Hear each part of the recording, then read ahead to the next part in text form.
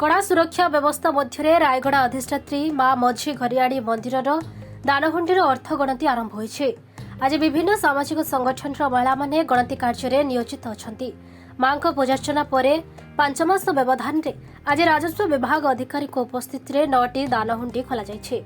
एथिरे ओडिशा ग्रामीण बैंक सहयोग करुथिबा बेले गणति शेष होबा परे समस्त अर्थ को उक्त बैंक रे पैठ कराजिबो। आज गणति कार्य प्राय 250 जन महिला और पुरुष स्वेच्छासेवी भाग रही।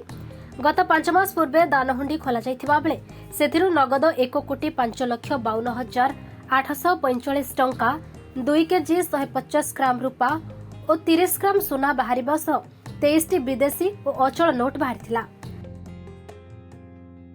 संग्रह समस्त अर्थ और सोना रूपा मंदिर परिसर मझी घरियाणी ट्रस्टर स्वतंत्र बस रे बैंक को स्थानांतर करा।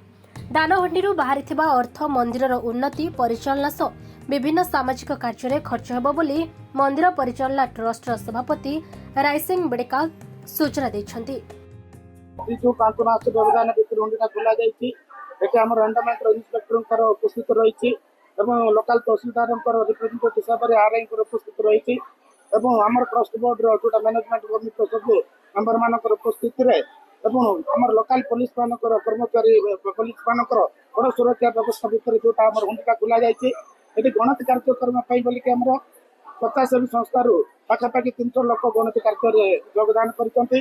गणति कार्यक्रम 9टार आरंभ होती आशा रखुचु ये गणति कार्यक्रम कोटी पाइबू कोटी माने जोटा कि दान अर्थ पाइबू बोली आशा रखीचु।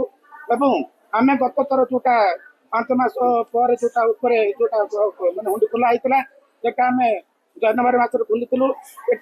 नगद टंका पाई 1,05,52,845 टका पाई सोना आकार 30 ग्राम पाई रूपा आकार पाई 250 ग्राम पाई फॉरेन करेन्सी 22 खंड पाई जोटा कि ओल्ड नोट गुड़ाक मैंने नोटबंदी समय जो बाहर 500, 1000, 2000 जोटा थिला से भीतर आम पाई 500 नोट गोटे खंड पाई 1000 नोट 2 खंड पाई 2000 नोट गोटे खंड पाई।